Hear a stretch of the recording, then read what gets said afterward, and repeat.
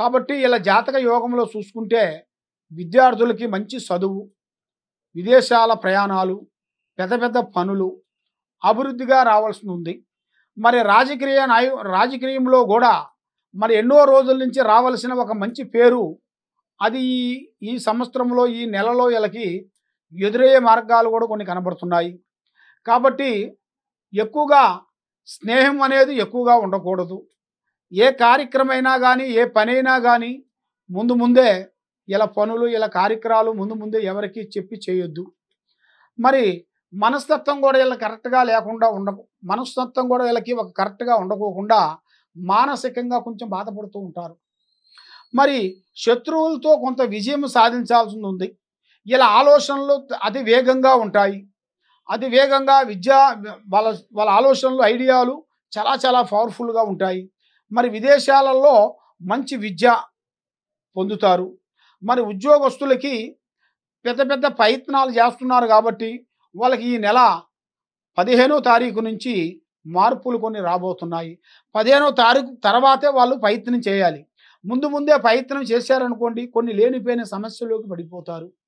మరి కుటుంబ బాధ్యతలు కొన్ని ఈపు మీద వేసుకొని చాలా వరకు కష్టపడాలని ఆలోచనలో ఉంటారు.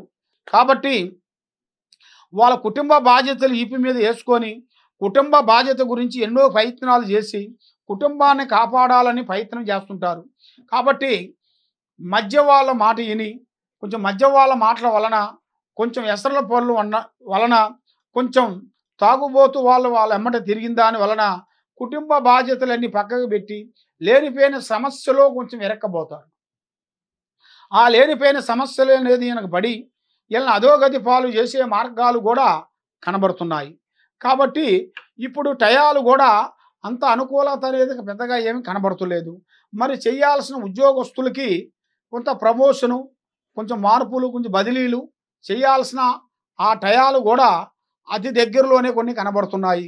మరి వ్యాపారస్తులకి కొత్త కార్యక్రమాలు, కొత్త పనులు, అభివృద్ధిగా వచ్చే మార్గాలు కూడా కొన్ని కనబడుతున్నాయి. మరి మీకు కొన్ని అవకాశాలు మిమ్మల్ని